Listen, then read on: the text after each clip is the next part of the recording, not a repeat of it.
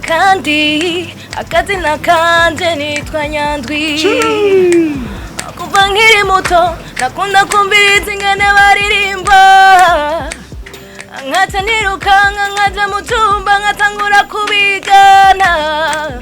Karibu sana, tunashukuru kwa kuona umefika.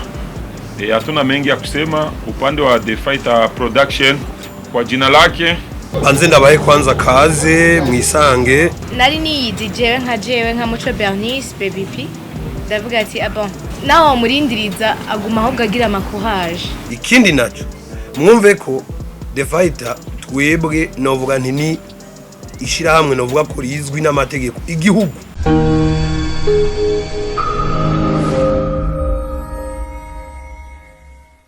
Karibu sana, tunashukuru kwa kuona umefika kwa wingi.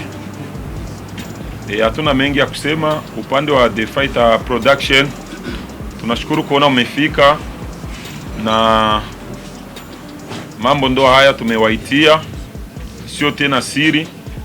Ndoa ya hapa nyuma mnaona.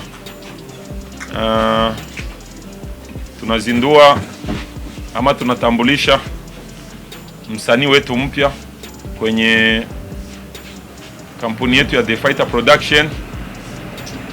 Maana ni mtoto mpya anazaliwa Burundi, anakuja kwenye game la muziki. Tunaweza sema ni dada yetu. Kwa jina lake anaitwa Mucho Bernice, kwa jina la kazi anaitwa Baby P.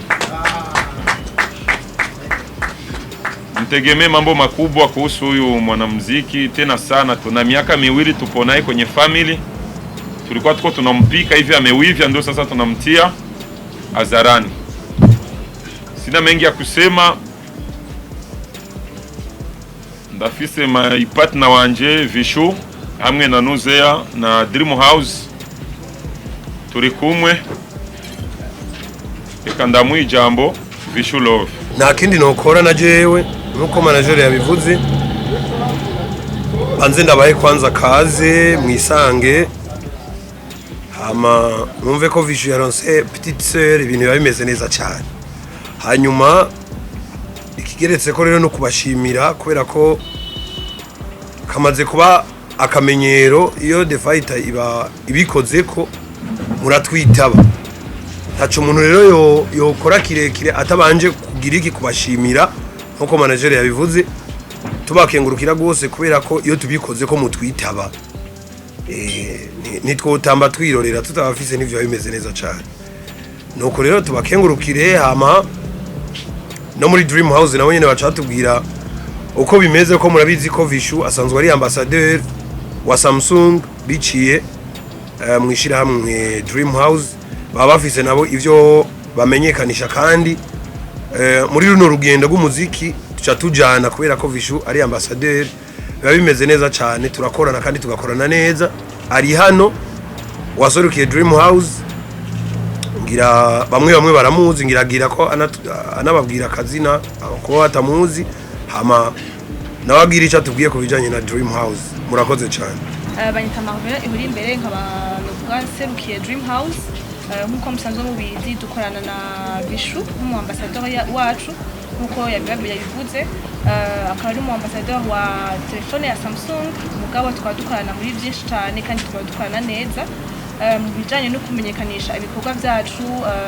Na Vichou turamuvuga ko tumuha soutien mu bijanye n'umuziki wiwe. Nico gituma ndi hano nk'userukiye Dream House. Ngira ko nibutsa yuko turi muri campagne ya tugumana na Dream House y'amakuteur. Batabizi kuteur n'igikoresho umuntu ashobora gukoresha nka wifi agashimika simu yiwe ariyo yose.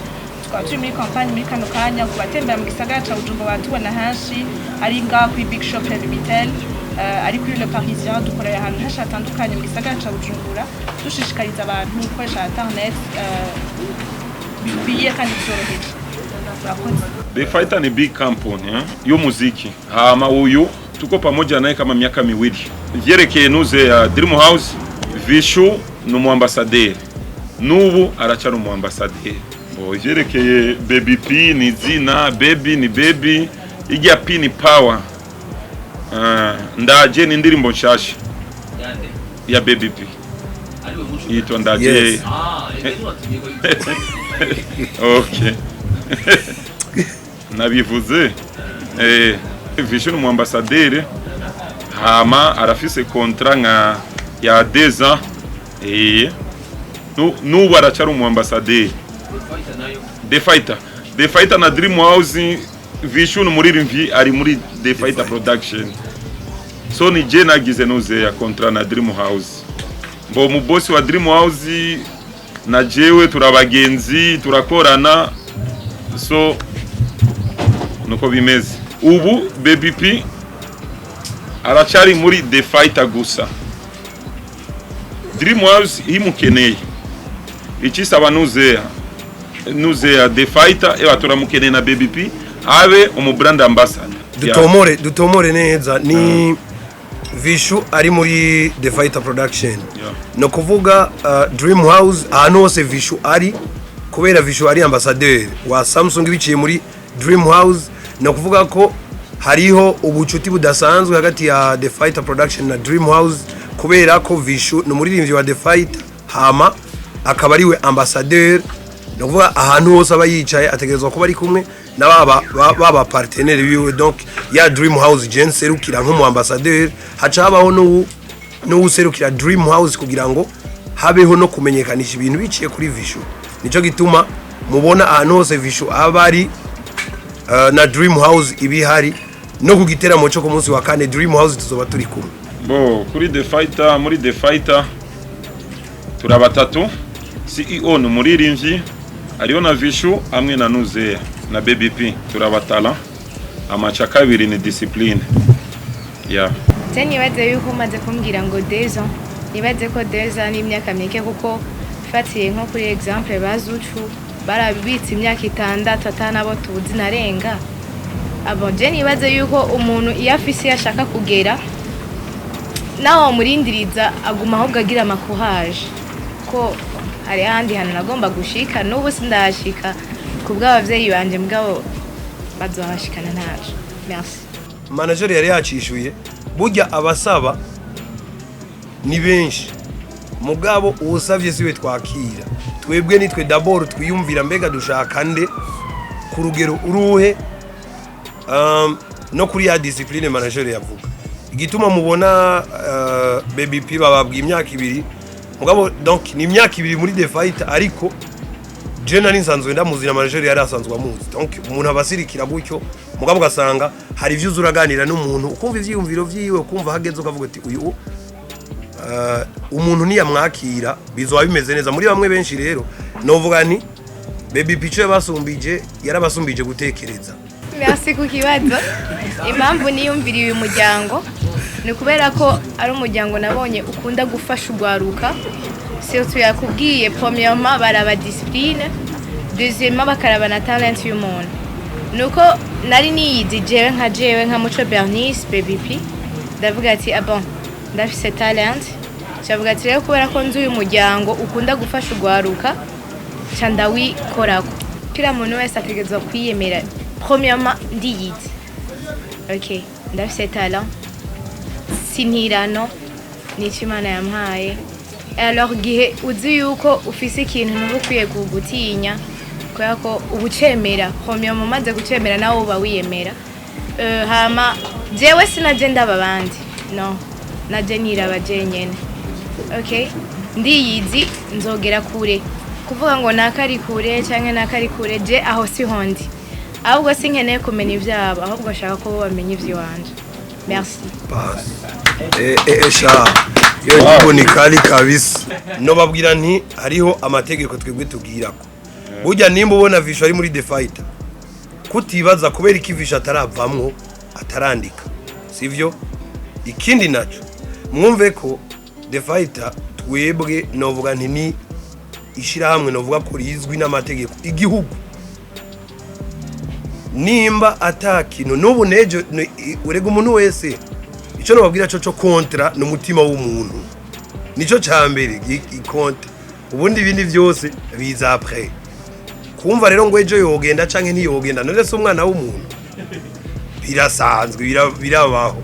mugabo hariho ico bita itegeko nimuze rero mutangare mubonye muri The Fighter hari ibintu twebwe dukora ukaza gusanga nko mu myaka 3 4 5 biragukurikiranye waruzi ko vyaheze kontra iheze abishimye araronovera kontra atabishimye agaca agenda no kuvuga iyo kontra yaheze rero muba muhezanije ubundi kontra iheze muba muhezanije kiretse iyo ari mwebwe mushimye kumwirukana ataraheza kontra niho umuntu atekererwa niko bimeze iyo ni secret ntoya nshimye kubabwira basi merci le 26 turafise concert ahanyene kuri Jardin du Peuple Burundi ama le 28 mu Kayanza ama le 5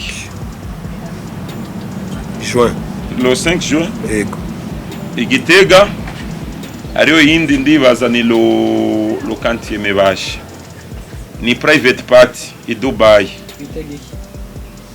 ça Bo ama video ya Vishu album yose indirimbo 10 na zine isango bo isango sinshobora gutanganuza isango ariko tuzosora imwe back to back bo next week BBP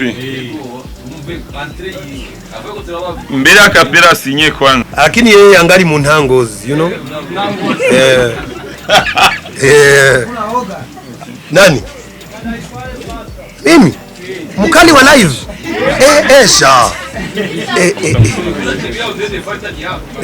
sasa ni ya nani ni yangu mimi nimeshafika kunitoa itakuwa vigumu basi mimi yaye erega ari kintu bavuga mu Kirundi ngo imfura inganase uri hehe wewe bota mu muryango w'abanindwi kandi akazina kanje nitwa Nyandwi kuva nkiri muto nakunda kumbiza ingene baririmba nkaca nirukanga nkaja mu cumba nkatangura kubigana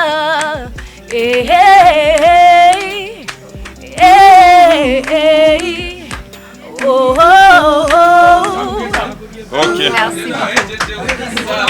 Mapue, toa mapue. Anaweza.